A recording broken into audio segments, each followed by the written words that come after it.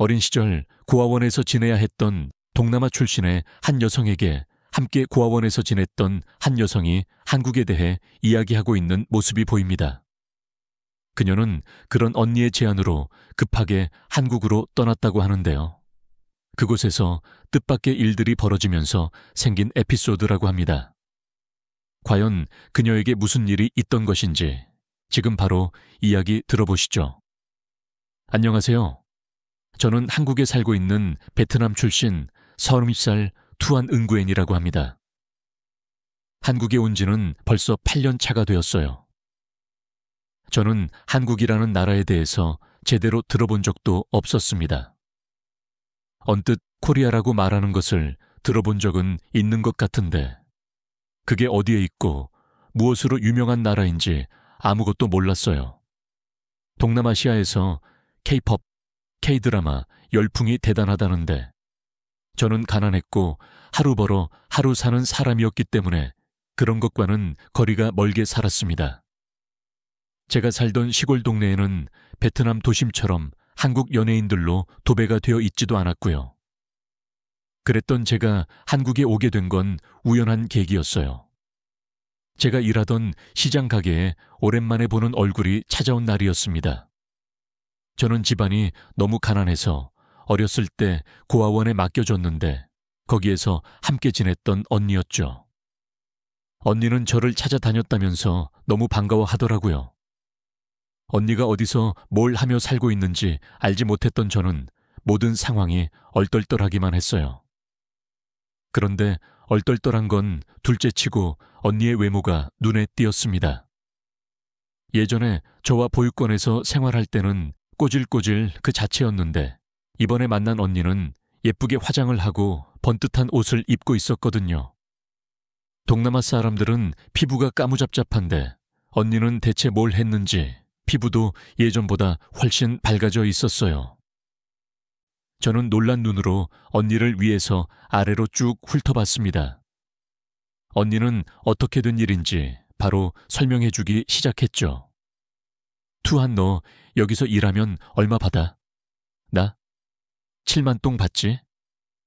베트남 돈으로 7만 동은 한국 돈으로 4,000원이 좀 안 되는 수준입니다. 한국의 최저시급의 반도 안 되는 돈이 하루 일당인 거죠. 그런데 이때까지만 해도 제 일당이 적다는 생각은 못했어요. 하루 벌어 하루 사는 게 당연했고 모두가 저처럼 살았으니까요. 하지만 언니는 안타깝다는 표정을 짓더니 마치 비밀 얘기를 하는 것처럼 제게 속삭이기 시작했습니다. 너 한국 아니? 한국에서는 하루에 150만 동은 벌 수 있어. 150만 동이면 한국 돈으로 8만 원 정도예요. 저는 재빠르게 머리를 굴려봤습니다.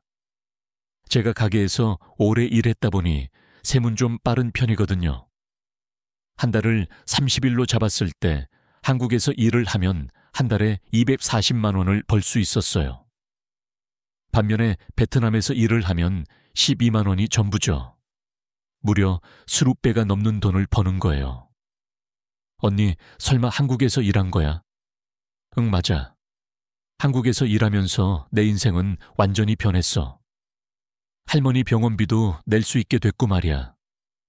한국에서 모은 돈으로 베트남의 가게를 차리는 게 내 목표야.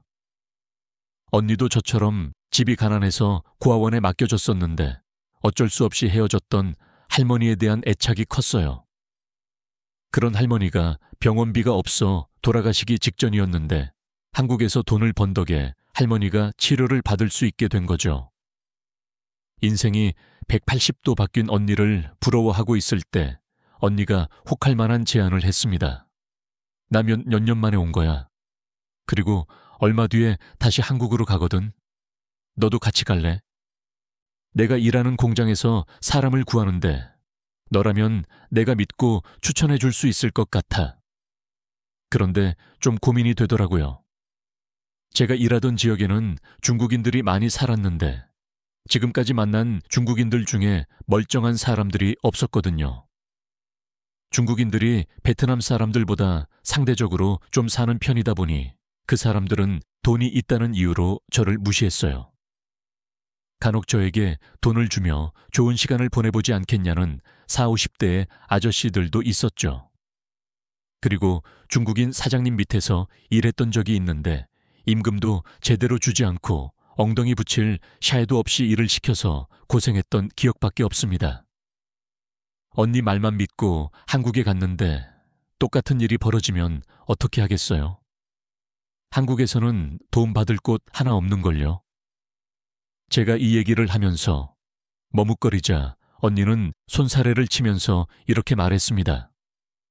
그런 걱정은 절대 하지 마. 나도 한국에서 지내면서 다른 나라 사람들 많이 만나봤는데 한국인들처럼 좋은 사람들이 없어 임금도 한번 밀린 적 없고 다들 좋은 사람들 뿐이었다고. 네가 생각하는 그런 일은 절대 없을 거야. 나만 믿어. 언니는 고아원에 있을 때도 똑 부러지는 성격이었던 터라. 저는 언니만 믿고 한국으로 가기로 결정했습니다. 한국에 가는 게 무섭기도 했지만 부잣집 사모님처럼 나타난 언니를 보니 주저할 수가 없었거든요. 언니는 제 답을 듣자마자 공장 사장님과 통화를 했고 저는 얼마 뒤 한국행 비행기에 몸을 실었습니다. 그렇게 설레는 마음으로 인천공항에 도착했는데 그때 받았던 충격이 잊히지가 않아요. 저는 제가 다른 세상을 넘어 다른 행성에 온 것만 같았습니다. 왜냐하면 인천공항에는 한 번도 본 적 없는 신기한 물건이 너무 많았거든요. 비행기에서 내리자마자 화장실에 갔는데 수도꼭지에 머리 부분이 안 보이더라고요. 요리조리 둘러봐도 당초에 찾을 수가 없어서 있는 놈들이 더하다더니 사람들이 물 쓰는 게 아까워서 구색만 맞춰 놨나 보다 라고 생각하며 돌아서려고 했습니다. 그런데 청소하시는 분이 제 앞에 쓱 나타나시더니 수도꼭지 아래쪽에 손을 쓱 가져다 대셨어요. 그런데 그 순간 물이 칼칼 나오더라고요. 제가 놀라서 그 광경을 보고 있으니 청소하시는 분은 센서에 손을 대면 물이 나오는 거라고 보여주셨습니다. 수도꼭지조차 귀에서 대야의 물을 받았었던 곳에서 온 저로서는 충격 그 자체였죠. 그 다음으로 놀란 건 공항을 오고 가는 사람들의 모습이었어요. 한국인들은 원래 그렇게 다 크고 하얀 건지 저는 베트남 여자들 중에서도 키가 좀 큰 편이었는데 여기 오니까 너무 왜소하더라고요. 게다가 옷차림새도 초라해서 사람들이 저를 무시할까봐 걱정도 됐습니다. 베트남에서야 다해진 반바지에 물 빠진 슬리퍼를 신고 다니니까 오히려 제가 잘 차려입는 축에 속했는데 한국인들은 잘 차려입은 양복 차림에 헤어스타일까지 깔끔하게 정돈해서 다니고 있었어요. 저는 살짝 기가 죽은 상태로 저를 마중 나온 언니와 만났고 언니와 함께 경기도 끝자락에 있는 봉제 공장으로 향했습니다. 물론 처음에는 힘들었어요. 언어도 통하지 않고 문화도 달랐으니까요. 하지만 그곳에는 저처럼 베트남에서 온 사람들도 있었고 베트남 외에 캄보디아, 필리핀 등 비슷한 상황에 사람들이 많았기 때문에 금방 한국에 익숙해질 수 있었어요. 게다가 제가 일하는 공장에서는 기숙사도 마련해 주었습니다. 별 기대 안 하고 있었는데 따뜻한 바닥에 찬바람이 들어오지 않는 창문이 있는 번듯한 방이었어요. 평생 동안 비가 오면 물이 새고 벌레가 돌아다니는 집에서 살았는데 어떻게 일을 하러 온 사람에게 이런 집을 내어줄 수 있는 건지, 대체 한국인들은 얼마나 부자이길래 노동자에게 이런 호의를 베푸는 거지? 라고 생각을 하게 됐죠. 가장 좋았던 건 때가 되면 지체 없이 들어오는 월급이었어요. 솔직히 처음에는 이렇게 좋은 집도 주고 점심시간에는 밥도 주는데 이걸 다 월급해서 빼고 주는 게 아닐까 걱정하기도 했습니다. 그런데 제 첫 월급은 약속했던 그대로였어요. 심지어 매달 꼬박꼬박 같은 날짜, 심지어 같은 시간에 보내주시더라고요. 이게 너무 신기해서 물어보니까 한국의 자동이체라는 시스템이 있다는 걸 알게 되었어요. 열심히 일하는 직원들이 월급 때문에 마음 졸이지 않도록 돈 문제만큼은 정확히 하려고 자동이체를 걸어뒀다는 거죠. 베트남에서 중국인 사장 밑에서 일할 때는 하루 4,000원도 안 되는 일당마저도 떼어먹는 경우가 아주 많았어요. 월급을 달라고 노래를 불러야 그제야 줄 정도였고요. 그런데 한국 사장님들은 훨씬 많은 돈을 주면서도 돈은 꼬박꼬박 준다는 게 저에게는 신기했어요. 중국도 아시아에서 잘 사는 축에 속하는 나라라면서 어떻게 한국인들과 습성이 이렇게 다른가? 언니 말대로 한국인만 한 사람들이 없다 싶었습니다. 그리고 직원들을 대하는 사장님의 태도도 달랐어요. 중국 사장은 동남아 사람들을 엄청나게 무시하고는 했는데 어느 정도였냐면 자기 마음대로 일을 하지 않으면 신고 있던 슬리퍼를 벗어서 머리를 치는 건 일상이었고, 사장의 와이프는 여직원들을 말로 부르지 않고 머리를 잡아당겨서 부르고는 했습니다. 머리를 쭉 잡아당겨서 악 소리를 내면 그제야 자기 할 말을 하는 거였죠. 하지만 한국 사장님은 돈만 잘 주는 게 아니라 저희가 일을 하고 있으면 고생한다고 격려도 해주시고 직원의 생일이 되면 생일 보너스라는 것도 챙겨주셨어요. 고향에 있는 가족들에게 맛있는 음식이라도 한 번 더 사주라는 거였죠. 사람에 따라 가족 생각만 하지 말고 한국에서 입을 예쁜 옷 한 벌 사입으라는 말을 해주시기도 하셨고요. 그런데 사장님이 이렇게 잘 해주시면 걱정이 되는 게 사장님 와이프예요. 중국인 사장은 자기 남편이 여 직원들이랑 한마디만 대화를 해도 불같이 화를 내면서 달려왔거든요. 자기 남편한테 왜 꼬리치냐는 거죠.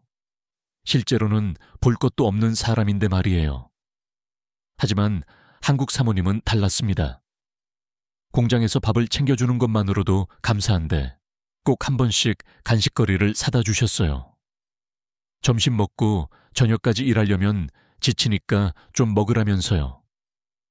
이런 보살핌은 처음이었습니다. 공장에서 일하면 일할수록 동남아시아에서, 그것도 가난한 베트남에서 온 저를 무시하지 않을까 걱정했던 게 점점 사라졌어요. 그리고 최선을 다해 열심히 일했습니다. 외국인 노동자를 대상으로 한글 교육을 해주는 고마운 자원봉사자 선생님들께 한국어도 배우고 일도 하면서 살다 보니 어느새 3년이라는 시간이 흘렀더라고요. 한국 사람과 어느 정도 의사소통이 되면서 저는 새로운 인연을 만나게 되었습니다. 바로 지금의 제 남편이었죠. 남편을 만난 곳은 한글 수업에서였어요. 한국인인 남편은 주기적으로 자원봉사 차원으로 수업을 진행했는데 남편의 듬직한 모습에 제가 먼저 반해버렸습니다. 남편은 저와 나이 차이가 10살이나 난다면서 저를 밀어냈지만 제 끈질긴 구애 끝에 저를 받아주었죠. 한국인들은 나이가 중요하다 하지만 저에게는 남편의 성실함과 책임감이 가장 중요했거든요. 사실 베트남 남자들 중 상당수는 일도 안 하고 집에서 늘어져 있는 경우가 많습니다.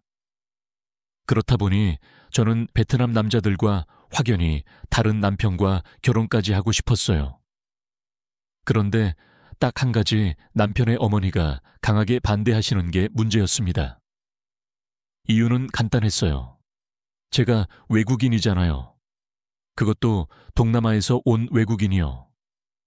못 사는 나라에서 왔다는 것도 탐탁지 않은데 문화 차이가 걱정이신 모양이었습니다.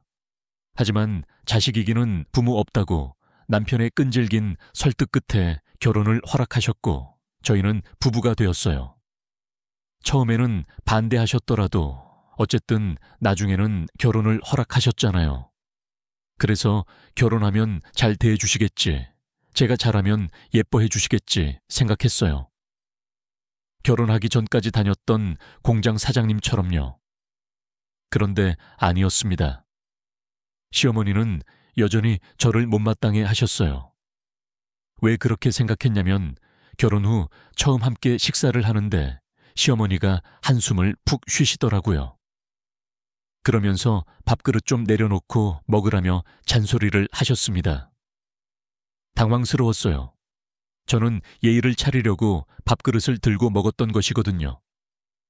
그리고 고아원에 살 때 밥알 하나를 귀하다고 배우며 밥그릇을 들고 먹어야 밥을 안 흘린다고 교육받았기 때문에 거의 평생을 이렇게 살아왔습니다. 밥그릇을 내려놓고 먹으면 흘릴 게 뻔했어요. 밥그릇 내려놓고 먹으라 그러고 먹으면 못 사는 짓 며느리처럼 보이니까 이 말을 듣는데 순간 상처받더라고요. 가뜩이나 못 사는 나라에서 오네가 시집와서도 거지처럼 먹고 있으면 되겠니? 라는 식으로 들렸거든요. 그래도 한국에서는 이게 예의라고 하니까 지켜보려고 했는데 평생 이렇게 살아왔으니 서투르기 마련이잖아요. 하지만 시어머니는 제 실수를 그냥 넘어가는 분이 아니셨어요. 그럴수록 이게 다 내가 동남아서 왔기 때문이다 라고 생각하며 위축되어 갔고요. 그러던 어느 날이었어요. 시장에 장을 보러 나갔는데 우연히 동네 아주머니들의 대화를 듣게 되었습니다. 어른들을 뵈면 먼저 살갑게 인사를 건네야 한다고 배웠기 때문에 인사를 드리려고 했죠. 그런데 그분들의 대화 내용을 듣자 발걸음을 멈출 수밖에 없었습니다. 현욱이 엄마네 그 집 며느리 베트남인가 거기서 왔다잖아. 거기 애들은 학교도 못 가지 않아 못 배운 며느리가 들어와서 어떻게 자식 나오면 교육은 어떻게 하려고 시댁돈을 홀라당 들고 도망간 동남아 며느리들도 있다던데 현욱이 엄마한테 얘기해줘야 하는 거 아닌가? 몰라? 가슴이 철렁 내려왔더라고요.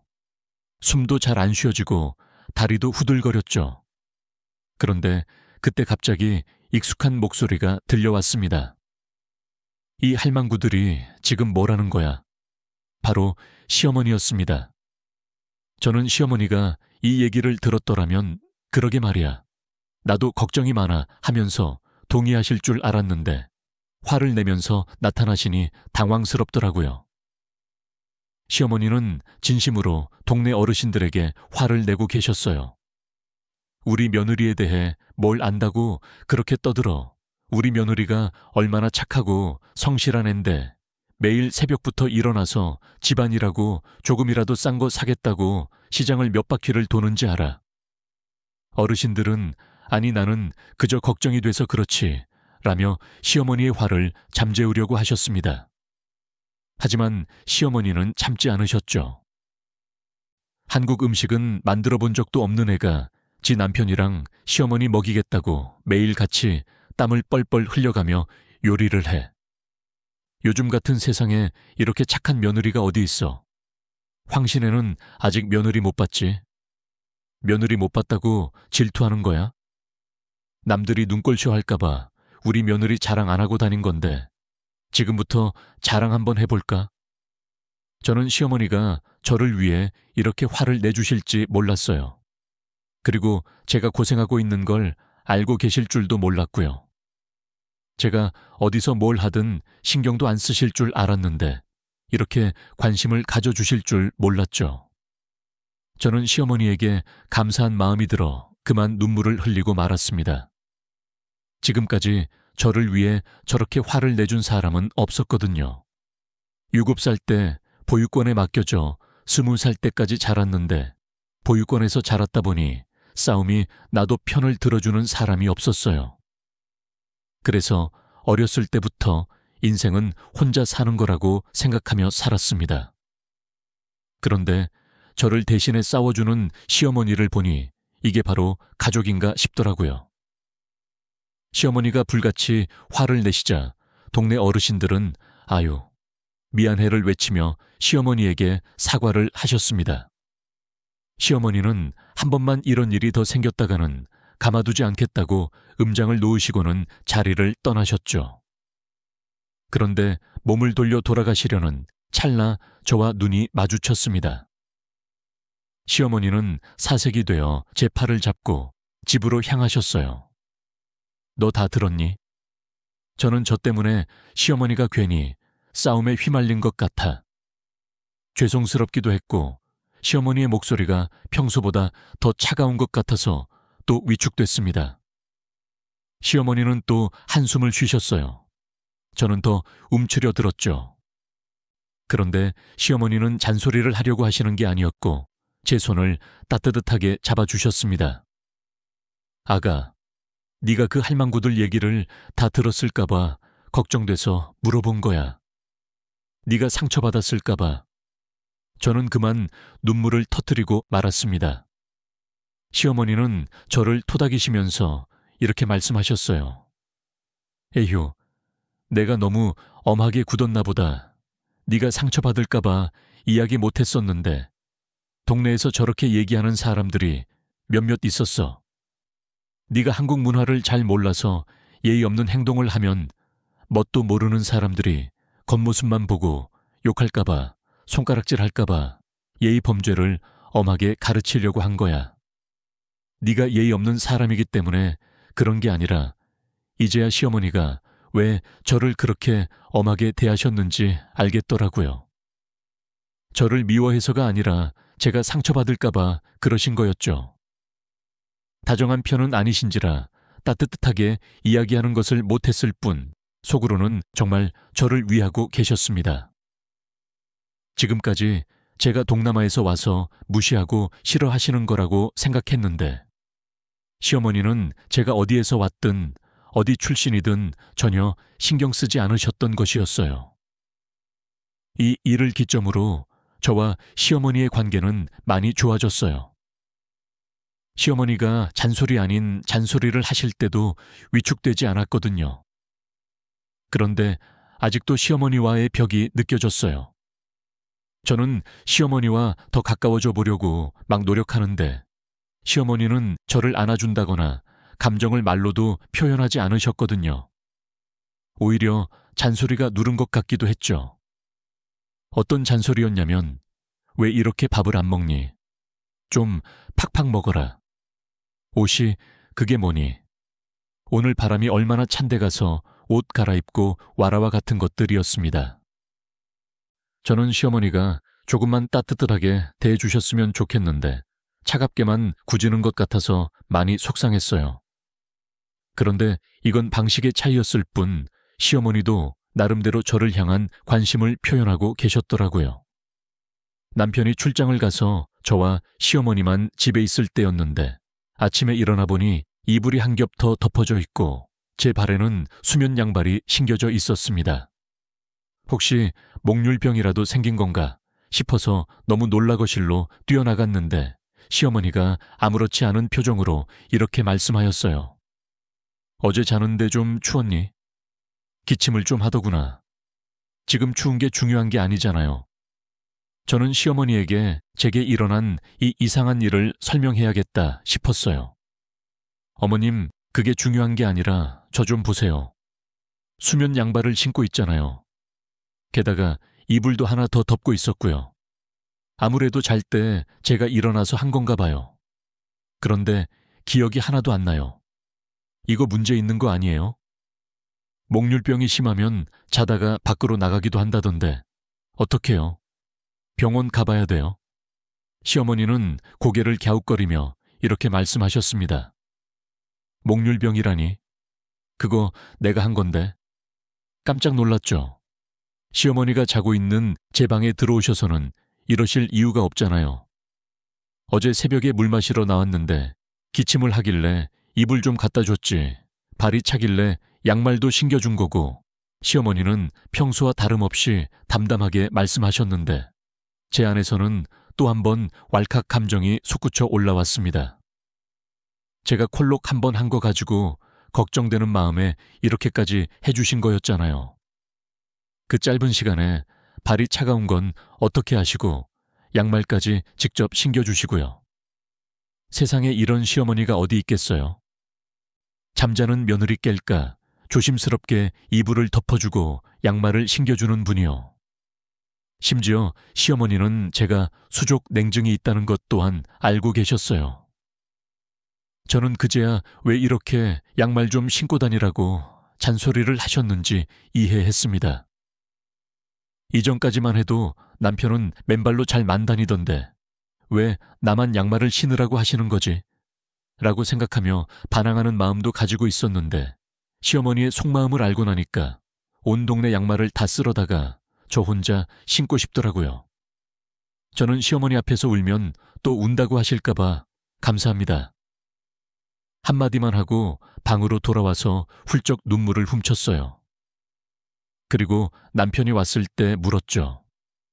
왜 어머님은 말로 표현을 안 하시고 이렇게 몰래 뒤에서 챙겨주시는 거야? 그러자 남편은 나도 그랬던 거 기억 안 나? 한국인들 대부분이 그래 라고 했어요. 생각해보니 맞았습니다. 남편은 말로만 좋아합니다. 사랑합니다 하는 남자들과는 달리 제가 먹고 싶다던 간식이나 과일을 기억해 두었다가 사주는 등 말이 아닌 행동으로 보여줬어요. 그리고 그게 제가 남편에게 반한 이유였고요. 내가 엄마 성격이랑 똑같거든. 속으로는 널 엄청 챙기고 계실 거야. 말로만 표현 못할 뿐이지 본심은 그게 아니라는 것만 알아줘. 이걸 알고 나니 시어머니의 행동이 더 눈에 띄게 보이기 시작했습니다. 날이 추워지자 제 외출복 주머니에는 항상 핫팩이 들어가 있었어요.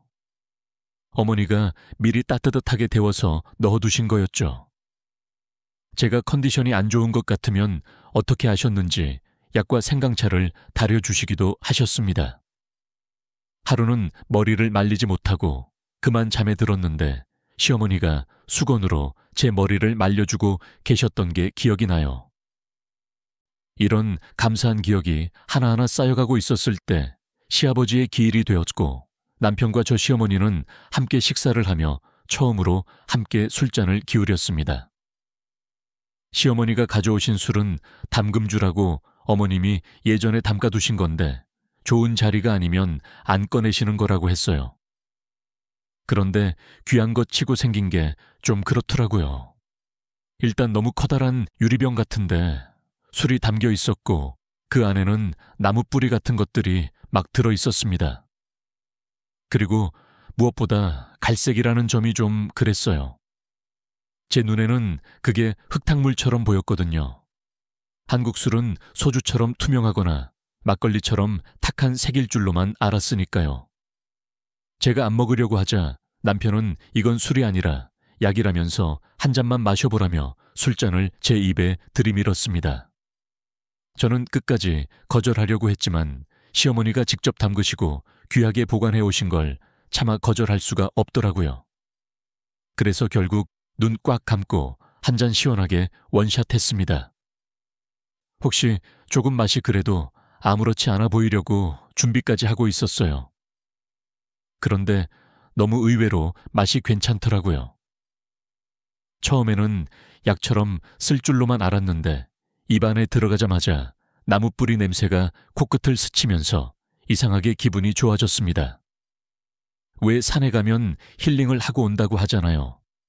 그런 것처럼 말이죠. 물론 알코올의 씁쓸함이 살짝 있기는 했는데 먹기 힘들 정도는 전혀 아니었습니다. 저는 이 나무 뿌리가 뭔지 궁금했어요. 시어머니께 여쭤보니 인삼이라고 하시더라고요. 한국에 오래 살았지만 처음 들어보는 말이었죠. 인삼은 한국의 오래된 약재였습니다. 임금님께 진상하는 물건 중 하나였을 정도로 귀한 것이었고요. 그리고 아무 데서나 자라지 않기 때문에 산속 그늘진 곳에서만 자라고 6년은 길러야 약효가 나오기 때문에 그때까지 살아있어야 해요. 병충해 약해서 6년까지 사는 것 자체가 힘들다고 하더라고요. 실제로 산에서 캐는 것이기 때문에 제가 본 것처럼 뿌리가 맞았고 나무 냄새가 나는 게 당연하다고 하셨습니다. 그런데 저는 나뭇을 씹어본 적이 있어요. 너무 가난했을 때 뭐라도 먹고 싶은데 먹을 게 없어서 나무 껍질을 벗겨 씹어본 적이 있었거든요. 하지만 그때 먹었던 나뭇은 쓰기만 하고 배할 일을 하기까지 했습니다. 그러나 인삼은 달랐어요. 인삼의 향은 상쾌했고 인삼주에서는 달큰한 맛도 났죠. 술이 목으로 넘어갈 때는 인삼 특유의 씁쓸한 맛이 혀끝에 남는데 하나의 술에서 여러 가지 맛이 날 수 있다는 게 너무 신기했습니다. 생긴 게 무서워서 안 먹겠다고 할 때는 언제고 혼자 앉아서 홀짝홀짝 맛있다고 마시고 있으니 남편이 저를 말리더라고요. 투한, 이거 되게 귀한 거야. 오랫동안 속성시켜야 먹을 수 있는 술이거든. 그러니까 이제 그만 마시고 다른 거 마시는 게 어때? 아차 싶어서 술잔을 내려놓았어요. 아주 좋은 자리에서만 꺼내는 특별한 술이라고 하신 게 이제야 생각난 거죠. 그런데 시어머니는 제 술잔에 술을 채워주셨습니다. 사람 먹으려고 만든 건데 아끼면 쓰냐 인삼주는 약이라고 생각하고 먹어야 돼. 기운도 나고 면역력도 높여주고 피로회복에도 좋고 특히 혈액순환에도 좋아서 투안한테 좋을 거다. 얘가 몸이 좀 차지 않니? 저는 괜찮다고 사양했죠. 그런데 시어머니는 귀한 사람에게 귀한 것을 내어주는데 아끼면 쓰겠니? 어서 마시거라 라고 하며 아끼고 아끼셨던 담금주를 주셨습니다. 담금주 병에 반도 마시지 못했는데 저는 이미 취해버렸어요. 사람이 취하니까 하고 싶지 않은 말도 하게 되더라고요. 저는 꼬부라진 혓바닥으로 시어머니에게 제 이야기를 하나둘 꺼내놓기 시작했습니다. 제 어린 시절 이야기였죠. 제 마음은 말하지 말라고 소리치고 있었지만 술에 취한 제 몸은 이성의 말을 듣지 않았어요. 저는 제가 고아원에서 자랐다는 이야기부터 시작했습니다. 제가 처음 고아원에 갔을 때 목 주변에는 때가 끼고 옷에서는 냄새가 나서 고아원장님조차 저를 안아주지 못했대요. 저랑 비슷한 애들 수 100명을 봤을 텐데 시어머니는 처음 듣는 이야기셨어요. 가뜩이나 가진 것 하나 없는 나에게 또 다른 흠이 될까봐 남편에게도 자세히 말한 적 없는 과거였으니까요. 애들이 많아서 싸우지 않으면 이불을 덮고 자는 것도 힘들었어요. 책상이 없어서 공부를 하려면 바닥에 쭈그리고 앉아야 했고 애들 방에는 전기도 안 들어와서 해가 지면 그냥 자야 했죠. 먹고 사느라 바빴던 부모님한테 몸을 씻는 방법도 못 배워서 더럽다고 왕따 당하기도 했어요. 제가 가까이 다가가면 다들 도망가고 친구도 가족도 없이 살았어요.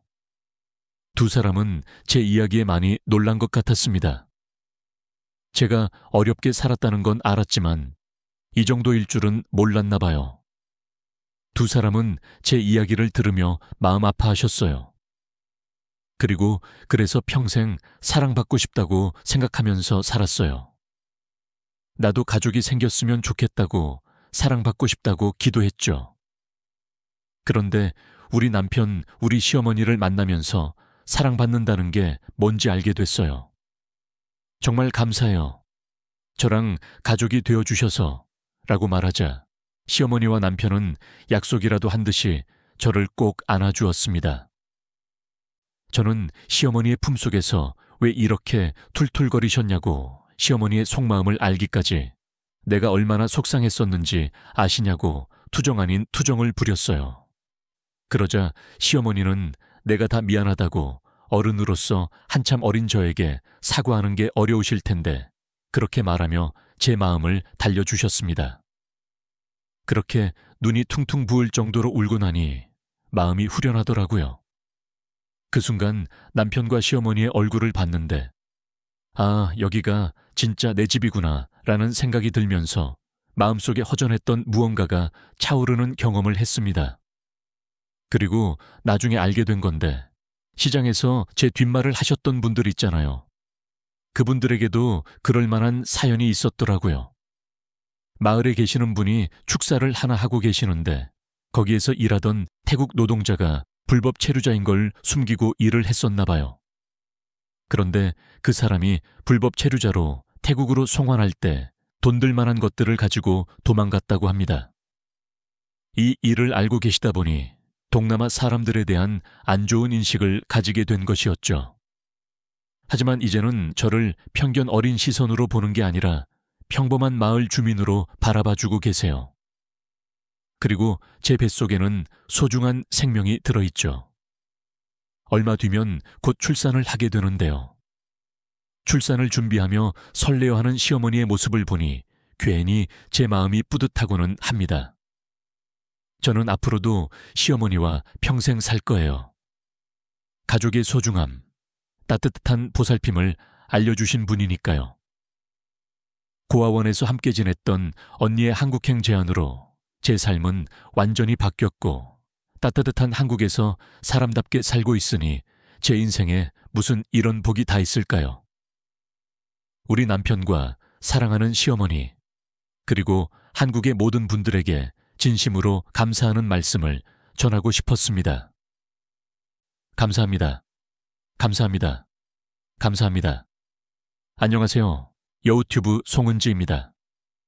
여우튜브와 협업 중인 KS 오토플랜 소개를 잠시 하려고 해요. KS 오토플랜은 취약계층을 돕는 선한 기업입니다. 사회에 도움을 주는 기업과의 협업은 언제든 환영하죠. 구독자분들에게 저렴한 가격으로 차량을 렌트하실 수 있는 혜택을 드리기로 했답니다. 취득세, 자동차세, 정비비용, 보험료까지 모두 KS 오토플랜이 책임지니 월 저렴한 비용만 내시고 차량을 이용하시면 됩니다.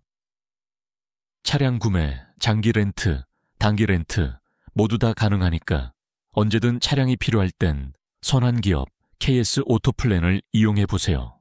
많은 분들이 이용해 주신다면 취약계층에 있는 어려운 분들에게도 좋고 이용하시는 분들도 좋고 모두가 다 같이 좋은 일이라고 생각된답니다. 고정 댓글에 이용 방법과 구독자분들의 다양한 혜택 확인하시도록 남겨두겠습니다. 감사합니다. 세계 최고라는 미국의 국적과 미국 동부에서도 상류층들만이 산다는 어느 마을의 한 미국인이 한국인으로 보이는 사람에게 고개 숙여 손을 내밀고 있습니다. 그리고 시간이 흐른 뒤 그 한국인은 다른 어느 미국인을 만나 고개를 숙이고 있는 모습이 보이는데요. 미국 동부의 어느 마을에서 대체 무슨 일들이 벌어지고 있는 걸까요? 안녕하세요. 저는 미국 동부에서도 특히나 상류층들이 모여 사는 동네에 거주 중인 알렉스 휘틀리라고 합니다. 저희 집안은 할아버지의 할아버지 때부터 대대로 부유했고 사회에 많은 영향력을 행사해 왔어요. 이런 대단한 집안 출신인 저는 어려서부터 온갖 특권을 일상처럼 누리며 살아왔죠. 제 주변은 자연스럽게 저와 비슷한 상류층 집안에서 자란 친구들로 채워졌고 언젠가부터인가 저와 친구들은 우리가 남들보다 우월하다는 착각을 하게 되었습니다. 사실 저와 친구들이 이렇게 좋은 환경에 태어난 것은 순전히 운이 좋았던 것뿐이었는데 당시만 해도 저는 제가 가진 것들에 감사하기는커녕 제가 누리는 이 모든 것들이 너무나 당연하다는 잘못된 믿음을 가지고 있었죠. 당시에 저는 한국에서 왔던 한 친구를 만나게 되면서 그동안 얼마나 어리석은 삶을 살아왔었는가라는 생각을 하게 되었고 이 일들을 계기로 제 머릿속에 한국이라는 나라가 완전히 각인되어 버렸습니다. 그리고 제 가치관은 고등학교에 입학한 뒤 미식축구를 시작하며 점점 더 이상한 방향으로 엇나가기 시작했어요. 주기적으로 운동을 하다 보니 저는 남들에 비해 큰 키와 넓은 어깨라는 우월한 신체를 갖게 되었는데 그러던 어느 날 놀리기 딱 좋은 먹잇감이 눈에 들어오더군요. 그건 바로 저와 같은 학교에 다니고 있는 태국 출신의 아난이라는 남자였죠. 제가 아난을 먹잇감으로 찍은 이유는 하나였어요. 아난은 백인들보다 체격이 훨씬 왜소했고 그만큼 만만해 보였기 때문이었죠. 저는 백인 친구들을 선동해서 재미삼아 아난을 괴롭히기 시작했어요. 처음에는 아난이 무슨 말을 할 때마다 내 발음이 너무 나빠서 도무지 뭐라고 하는지 알아들을 수가 없어라고 말하며 그를 조롱했어요. 사실 아나는 부모님만 태국인일 뿐 미국에서 태어나 쭉 미국인으로 자란 친구였기 때문에 그의 발음이 나쁘다는 것은 순억지에 불과했지만 저희는 그런 사실과 상관없이 그냥 아난을 괴롭힌 거죠. 그렇게 괴롭힘이 이어지던 어느 날 참다 못한 아나는 저희에게 이렇게 소리를 질렀어요. 태국은 동남아시아에서 가장 부유하고 외세의 군합 아래 한 번도 짓밟힌 적 없는 자랑스러운 나라야. 함부로 태국을 무시하지 마. 그렇게 말하며 아나는 서럽게 울었어요. 하지만 저와 친구들은 계속해서 아난을 비웃었죠. 동남아시아에서 가장 부유해봤자 거지 같은 나라인 건 사실이잖아. 난 태국이 어디에 붙어있는 나라인지도 모르는데 저희는 조롱하며 큰 소리로 웃어댔고 아나는 고개를 푹 숙인 채 아무런 대꾸도 하지 못하고 눈물만 흘릴 뿐이었죠. 또 어느 날은 학생 식당에서 점심을 먹는데 어디선가 처음 맡아보는 음식 냄새가 나다군요. 돌아보니 역시나 아난이 태국 음식 똠양궁을 점심으로 싸워서 먹고 있었고 저와 친구들은 안 그래도 심심하던 채 잘 걸렸다고 생각하며 아난에게 몰래 다가갔어요. 그리고는 아난의 도시락을 엎어버렸죠. 음식이 쏟아지며 아난이 앉아있던 자리는 순식간에 엉망이 되어버렸고 이게 무슨 짓이냐며 소리치는 아난을 보며 저와 친구들은 미안함을 느끼기는커녕 배꼽을 잡고 웃어댔어요. 그러면서 이렇게 말했죠. 미안. 그거 내 점심이었어. 나는 하도 냄새가 고약하길래 쓰레기인 줄 알았지. 그렇게 저희는 일부러 보란 듯이 코를 막으며 아난을 놀려댔고 결국 아난은 점심도 제대로 먹지 못하고 식당을 떠나야 했습니다. 이런 일들이 계속 반복되자 얼마 못 가 아난은 전학을 가게 되었죠. 지금 돌이켜 생각해보면 저와 친구들이 저지른 일들이 너무 끔찍하게 느껴지고 저의 지난 시간들이 죄스러울 뿐이지만 당시에 저는 그게 잘못이라는 자체를 알지 못했어요. 오히려 그때는 우리 백인이 덜 떨어진 아시아인을 괴롭히는 일쯤이야 별거 아닌 것으로 여겼죠. 게다가 저는 세계의 중심이자 가장 강력한 국가인 미국의 일원이었고 이렇게 특별한 국가에서 태어난 저는 선택받은 사람임이 분명하다는 생각도 당시에는 하고 있었어요. 그리고 미국보다 못 사는 나라들은 다 그들이 못나고 부족해서 그 수준에 머무르는 것이고 미국과 수준이 맞지 않는 나라들은 무시당해도 싸다고 생각했죠. 그들이 미국만큼 성공하지 못하고 후진국 지위에 머무르는 것은 미국인들만큼 노력하지 않았거나 아니면 능력이 없기 때문이었을 테니까요.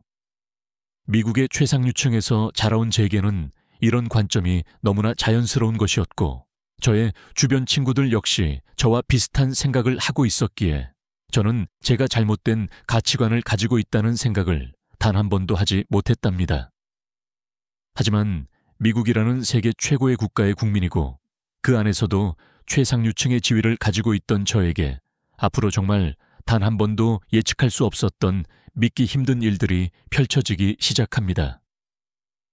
평소와 다르지 않던 화창한 어느 날이었어요.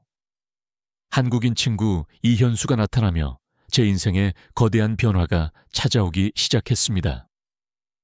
현수에게는 저의 압도적인 체격도, 눈부신 금발도, 흰 피부도 아무런 힘을 쓰지 못했고 저는 난생 처음으로 동양인에게 열등감이라는 감정을 느끼게 되었어요.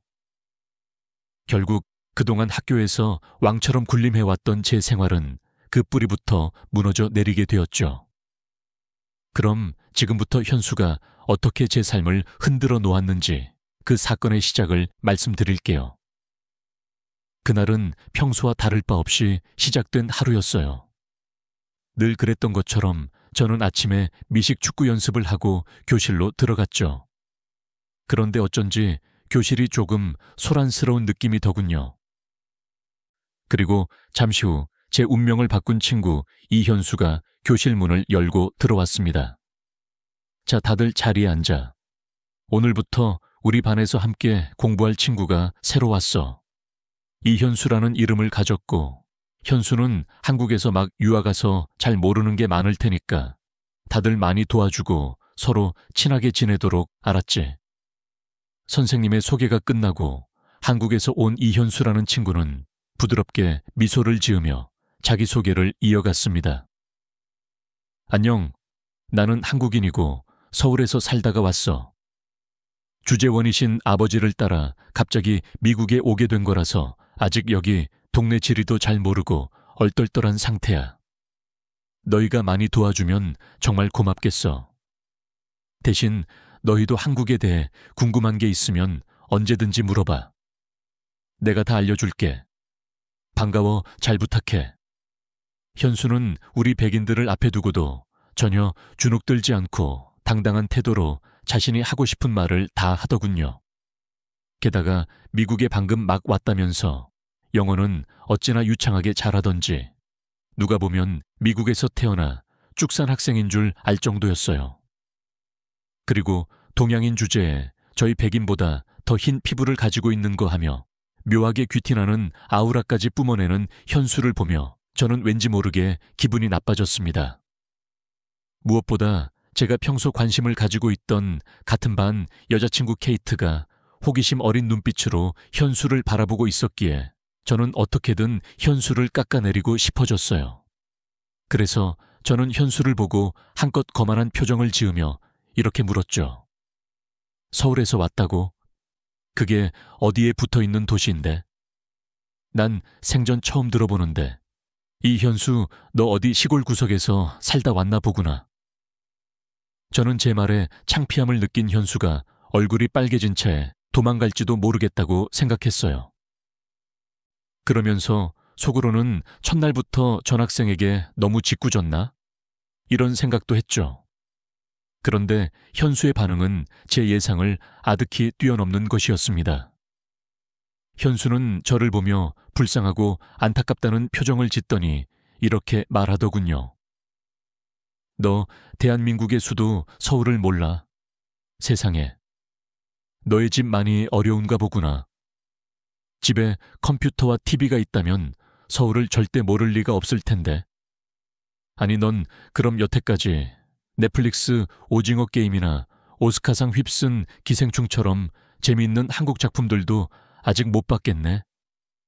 그리고 전 세계 다 휩쓸고 있는 BTS도 모를 거 아냐. 너무너무 안 됐다. 힘내.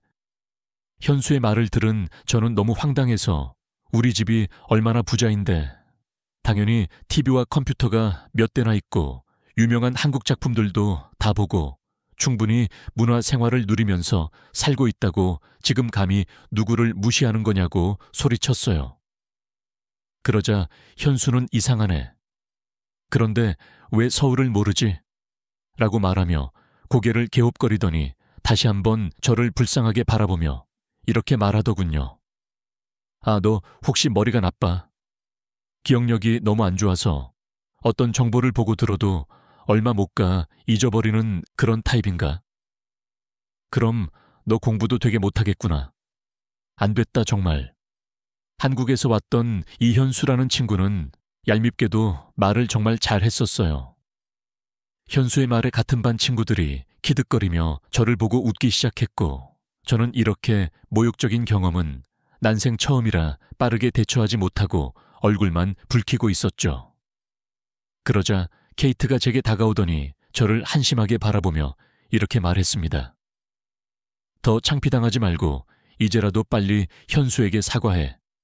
한국에 대해 일부러 모른 척하며 널 무시해서 미안하다고 말이야.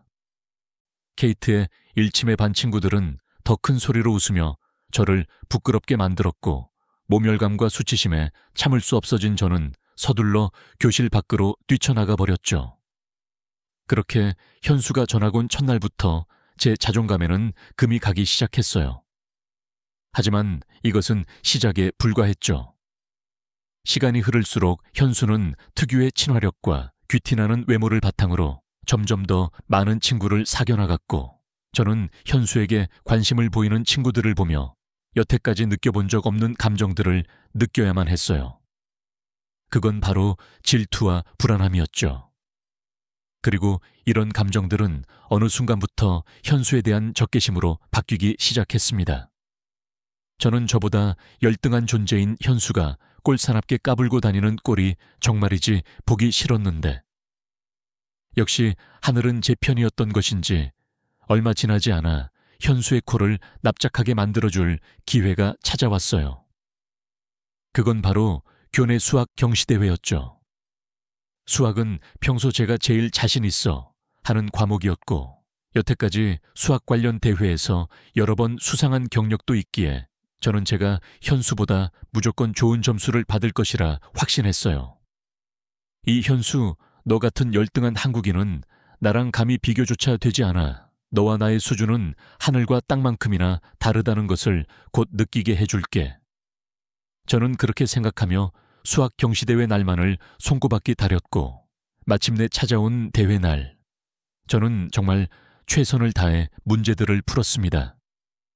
다만 제가 긴장을 한 탓인지 아니면 대회의 수준이 지나치게 높았던 것인지 만점을 받기는 어려울 것 같다는 느낌이 들었어요. 그래도 저는 아주 어려운 문제만 빼고 대부분의 문제들을 풀어냈고 이 정도면 무리 없이 현수를 이길 수 있을 거라고 생각했죠. 그렇게 즐겁게 저는 경시대회의 결과를 기다렸답니다. 저에 대한 열등감으로 일그러질 현수의 얼굴을 상상하면서 말이죠. 며칠 뒤 드디어 수학 경시대회 결과가 발표되는 날이 찾아왔어요. 선생님은 저희를 보며 환하게 웃으시더니 이번 경시대회 1등이 우리 반에서 나왔다고 하셨죠. 그 말을 들은 저는 경시대회 날 컨디션이 좋더라니 역시 내가 1등이구나 라고 생각하며 상장을 받으러 나갈 준비를 했답니다. 그런데 선생님의 입에서는 제 이름이 아닌 현수의 이름이 호명되었어요. 그 순간 저는 바위처럼 굳어버렸죠. 그러는 사이 현수는 친구들의 박수를 받고 있었어요. 그건 원래 제가 누려야 했을 영광이었는데 저는 정말이지 이 상황을 받아들일 수가 없었죠. 그때 케이트가 여자애들과 쑥덕거리는 소리가 들려오더군요. 한국인들은 세계에서 손꼽히게 IQ가 높다던데 현수도 그런가 봐. 지난번에 현수가 제출한 에세이 봤어? 아이디어도 독창적이고 퀄리티도 다른 애들이랑 비교 불가였잖아. 내가 알아보니까 한국어는 세상에서 단어 수가 제일 많은 언어 중 하나래. 그래서 현수가 저렇게 언어에도 소질이 있는 거지. 그것뿐만이 아니야. 체육 선생님 말씀을 들어보니까 현수는 우리 미국 애들보다 기초 체력이 엄청 뛰어나대. 솔직히 미국인들은 기름진 음식만 먹어서 고도비만이 엄청 문제잖아. 그런데 현수는 한국 음식을 먹어서 그런지 굉장히 건강하고 기본적으로 몸이 가벼운 것 같아. 오죽하면 체육 선생님이 우리 반 남자애들한테 현수 좀 본받으라고 하시더라. 요즘 보면 진짜 우리 학교 탑은 현수인 것 같아. 현수를 찬양하는 말들을 들으면서 저는 마음속에 열등감이 치솟는 것을 느꼈습니다.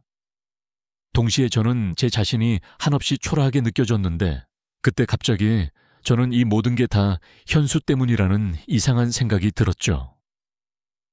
현수를 짓밟아주고 싶다는 충동에 사로잡힌 저는 결국 해서는 안 될 선택을 하고 말았습니다. 점심시간에 친구들을 불러 모아 예전에 저희가 태국 친구 안하는에게 그랬던 것처럼 현수에게 망신을 줄 계획을 세운 것이죠. 그리고 잠시 후 학생 식당에 현수가 나타났습니다. 마침 현수는 김치와 마늘이 잔뜩 들어가 있는 김치볶음밥을 점심으로 싸왔고 저는 잘 걸렸다고 생각하며 친구들과 함께 현수에게 다가갔습니다. 아니 대체 이 마늘 냄새 나는 시뻘건 음식은 뭐냐? 너 설마 이런 역겨운 거를 먹으려고 가지고 온 건 아니지? 이거 사람 먹는 음식이 맞긴 한 거야. 그렇게 말하며 저와 친구들은 일부러 구역질을 하는 신용을 하며 현수를 모욕했어요. 그런데 예상외로 현수는 눈 하나 깜짝하지 않고 저희를 똑바로 노려보더군요. 그 매서운 눈빛에 어쩐지 저는 맹수 앞에서는 생쥐가 된 듯 쫄린 느낌이 들었지만 그래도 그런 티를 내지 않고 저도 현수를 같이 노려보았죠. 그러자 현수는 한숨을 한번 쉬더니 이렇게 말하기 시작했습니다. 이건 한국의 전통 음식인 김치로 만든 요리고 한국의 김치는 네가 태어난 이 미국의 전 영부인이었던 미소의 열바마도 칭찬 일색이었을 만큼 전 세계적으로 인정받는 건강식품이야. 그러니까 어디 가서 무식하다는 소리 듣고 싶지 않으면 김치를 보고 역겹다는 동, 냄새나는 동, 그런 어디 모자란 그런 말은 내뱉지만 그러니 가서 네 소세지나 먹으라 알았니? 현수의 말에 저는 크게 당황했습니다. 왜냐하면 저는 현수가 울면서 도망갈 줄 알았지. 이렇게 당당하게 맞받아칠 줄은 전혀 예상하지 못했으니까요. 그렇게 당황한 저희가 우물쭈물하고 있자 현수는 저희를 무시하는 말투로 더 할 말 없으면 시끄럽게 떠들지 말고 내 앞에서 사라져. 너희는 밥상머리 예절도 모르냐고 말했고 고작 이런 동양인에게 무시당했다는 생각에 머리 끝까지 화가 난 저는 현수의 멱살을 잡아당겼습니다. 이런 버르장머리 없는 동양인은 힘으로라도 제압해야겠다는 생각이었죠. 아무리 똑똑한 척하며 떠들어봤자 현수는 저보다 체격이 작은 동양인에 불과했고 저는 당연히 힘에서는 제가 우위라고 생각했거든요. 몇 대 처음 맞히면 깨갱거리는 강아지 마냥 엎드릴 거라 생각했습니다. 그런데 그 순간 생각지도 못한 일이 벌어지기 시작했습니다. 현수는 제 손을 가볍게 뿌리치더니 돌려차기로 저를 한 방에 녹다운 시켜버렸거든요. 저는 지금 제게 무슨 일이 일어난 것인지 파악하기도 전에 이미 바닥에 곧꾸라져 있었답니다. 알고 보니 현수는 태권도 유단자였던 거죠. 그렇게 모두가 당황하고 있던 순간 제 코에서 쌍커피가 줄줄 터져 나왔고 결국 저는 볼성산 앞께 친구 등에 엎혀 보건실로 가게 되었답니다. 그렇게 양쪽 콧구멍에 솜을 끼워 넣은 제 침대에 누워 있는데 보건실 문이 열리더니 현수가 들어오더군요. 그 자식을 발견한 저는 바로 등을 돌려 누워버렸어요. 그러자 현수는 제 뒤로 다가와 잠시 망설이더니 사과하기 시작하더군요. 알렉스 미안해. 아무리 화가 난다고 해도 친구를 때리면 안 되는 건데 많이 아팠지? 진심으로 사과할게. 그런데 저는 오히려 사과하는 현수를 보며 더 분노가 치밀었어요. 현수가 이러는 것은 꼭 자기가 저보다 우월한 인간이라는 것을 보여주고 싶어서 그러는 것 같았거든요. 물론 이건 저만의 착각에 불과했지만 당시 백인 우월주의로 똘똘 뭉쳐 있었던 저는 눈에 뵈는 것이 없었죠. 그래서 저는 현수에게 괜히 시비를 걸었답니다. 시끄러워. 김치 냄새 나니까 나가.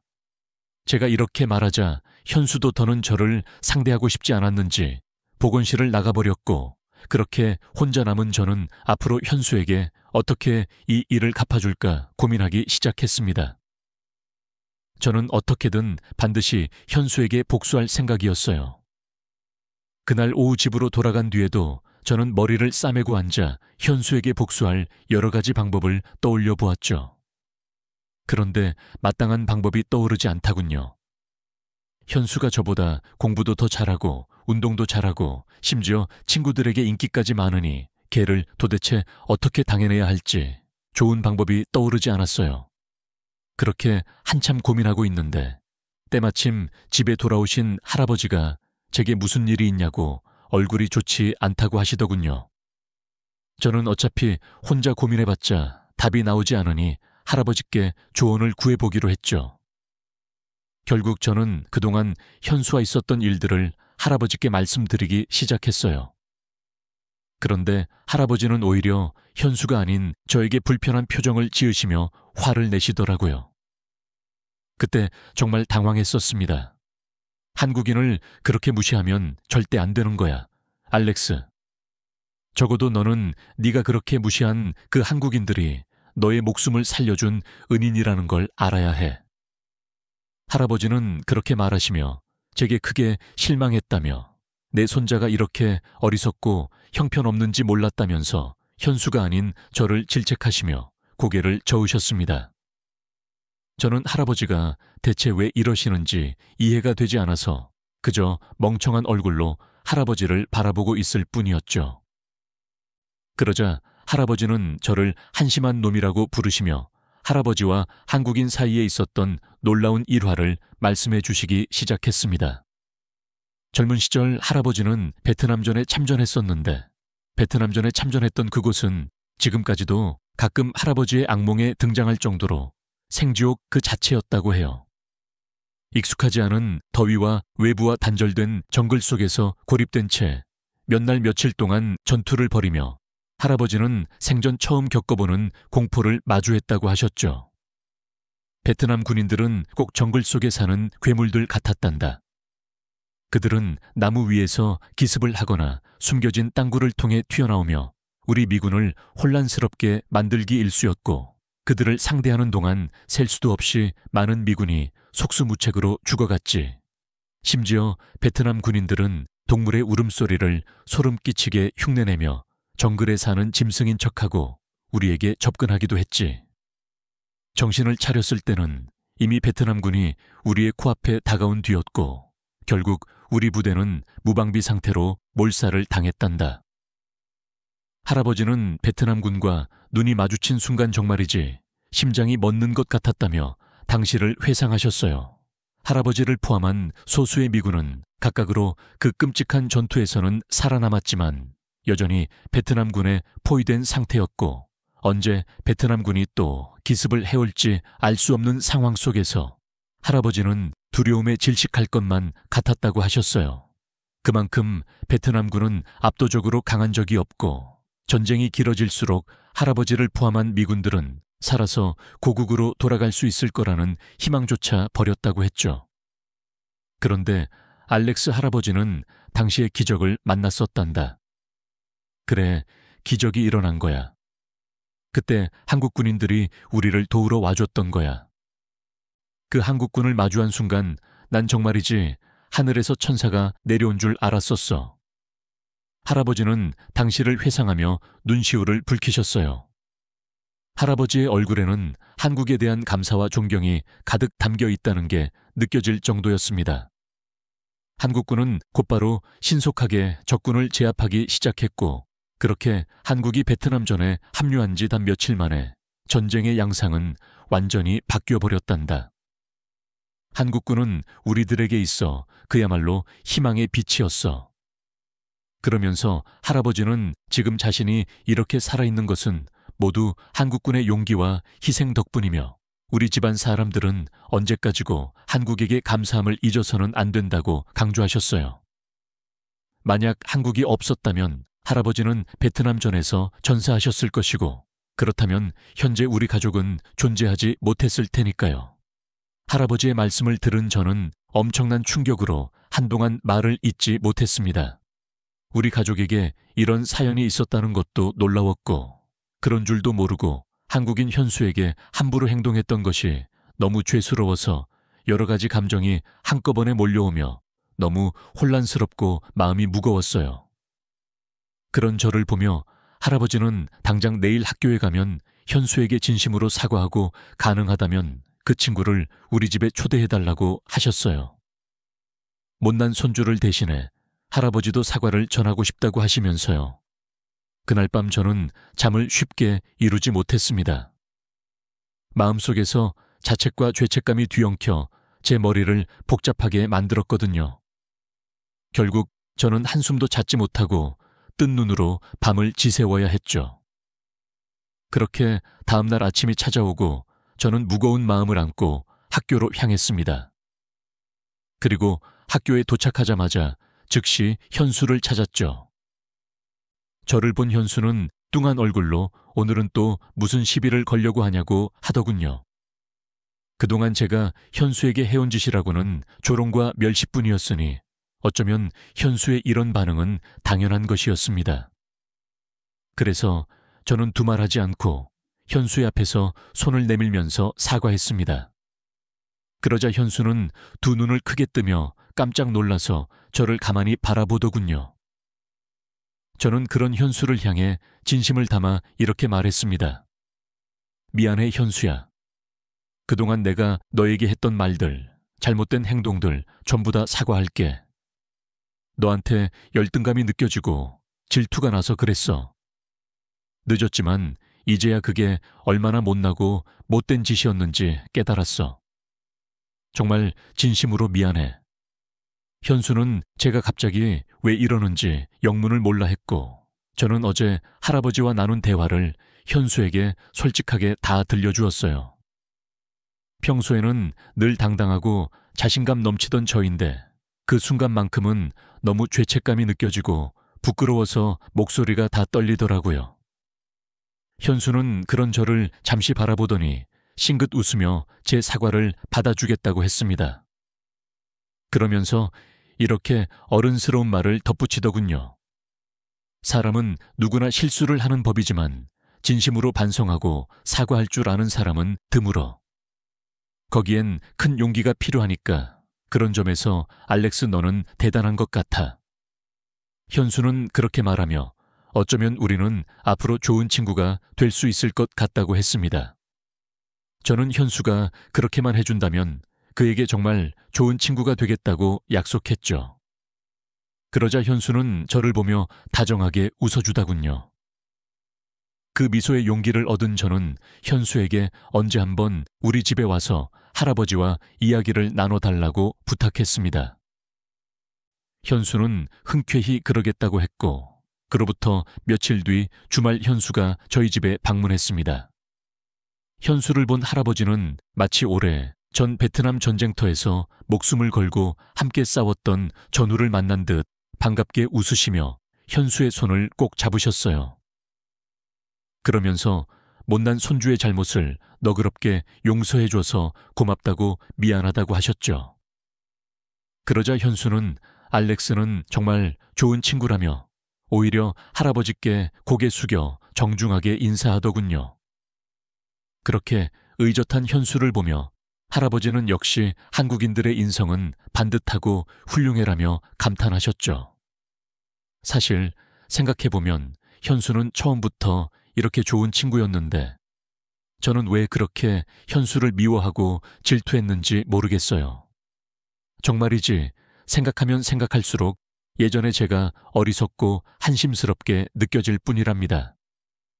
현수의 너그러운 마음과 할아버지의 꾸지람 덕분에 이제라도 정신을 차렸으니 그나마 다행이랄까요. 그날 이후 저는 현수와 더욱 가깝게 지냈고 서로를 존중하는 좋은 친구 사이가 되었답니다. 그런데 현수와 친하게 지낼수록 마음의 가시처럼 자꾸 걸리는 일이 있었는데 그건 바로 예전에 제가 태국 친구 아난을 괴롭혔던 일이었죠. 아무리 지금처럼 정신 차리기 전에 일이었다지만 그건 명백한 제 잘못이었고 저는 이제라도 제 잘못을 바로 잡는 것이 맞다는 생각을 하게 되었어요. 아난에 대한 일을 들은 현수 역시 이제와 늦었으니 어쩔 수 없다고 생각하지 말고 반드시 아난에게 사과를 하라고 강력하게 말했죠. 며칠 뒤 결국 저는 아난의 SNS를 통해 진심으로 사과하는 메시지를 보냈고 만약 허락해준다면 만나서 직접 사과하고 싶다고 했어요. 그동안 제가 얼마나 잘못된 길을 걷고 있었는지 내 모자란 언행 때문에 아난 네가 얼마나 상처받았을지를 생각하면 너무 미안하고 입이 10개라도 할 말이 없다는 말도 덧붙였죠.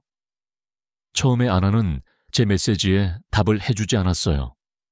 하지만 저는 몇 번이고 진심을 담아 아난에게 사과를 했고 제가 답이 없던 사과의 메시지를 반복해서 계속 보내자 얼마 후 고맙게도 아난은 제게 짧은 답장을 해주었어요. 아직은 너를 완전히 용서하기는 어렵지만 그래도 네가 반성하고 있다는 말은 진심이라고 믿어. 우리 나중에 조금 더 시간이 지난 뒤에 보자. 아난의 답장을 보는 순간 저는 지난 날에 대한 후회로 뜨거운 눈물을 흘렸습니다. 현수는 제 옆에서 이게 끝이 아니야 라고 말하며 앞으로도 아난과의 관계를 회복하기 위해 계속 노력해야 한다고 말해줬어요. 저는 제가 이렇게 못난 사람임에도 불구하고 저를 바른 길로 이끌어주는 좋은 친구를 가지고 있다는 생각에 참 감사하다는 생각이 들었죠. 그러면서 예전에 한국군은 베트남에서 할아버지의 목숨을 구해줬었고 지금 한국인 현수는 저의 인생을 구해줬다는 생각도 들었어요. 만약 제가 현수를 만나지 못했다면 지금 저는 어떻게 살고 있을까요? 아마 사람을 외모와 국적으로 판단하며 잘못된 편견에 사로잡힌 채 여전히 엉망으로 살고 있겠죠. 하지만 다행히도 저는 현수라는 훌륭한 한국 친구를 만나게 되었고 제 삶을 변화시킬 수 있었습니다. 이제는 과거에 불량 학생으로 지냈던 알렉스는 더는 없어요. 요즘 저는 현수를 본받아 성실하게 공부하고 건강한 음식을 먹으며 한 단계 더 나은 인간이 되려 노력하고 있거든요. 현수의 옆에서 현수를 닮아가다 보면 언젠가 분명 저는 완전히 달라져 있을 거라고 믿어요. 저는 현수의 앞에서 다시는 다른 사람을 무시하지 않고 존중하며 살겠다는 다짐을 했고, 현수는 그런 저를 보더니 아주 인상적인 제안을 한 가지 했습니다. 그건 바로 고아원 봉사였죠. 주말마다 고아원에 가서 그곳에 있는 다국적 어린이들을 돌보며 저는 말로만 하는 다짐이 아닌 행동으로 실천하는 성장이 무엇인지를 배우고 있답니다. 물론 이건 모두 현수 덕분에 가능한 일이었죠. 마지막으로 제 고마운 친구 현수에게 이 자리를 빌려서 인사를 전하고 싶어요. 현수야, 얼마 전에 우연히 이런 채널이 있다는 것을 알게 되어서 너한테 내 마음을 전하고 싶어서 이렇게 글을 남겨. 너와 친구가 되고 함께 많은 시간을 보내면서 나는 정말 많은 것을 배웠어.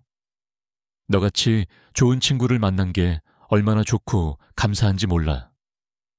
앞으로 너에게 배운 대로 좋은 사람, 좋은 친구가 되도록 할게. 우리 우정 영원히 변치 말자. 친구야. 끝으로 저에게 현수라는 좋은 친구를 알게 해준 한국과 한국 여러분들께도 감사의 인사를 전하며 저의 이야기는 여기서 마치도록 하겠습니다. 여러분, 오늘 하루 행복하게 보내세요.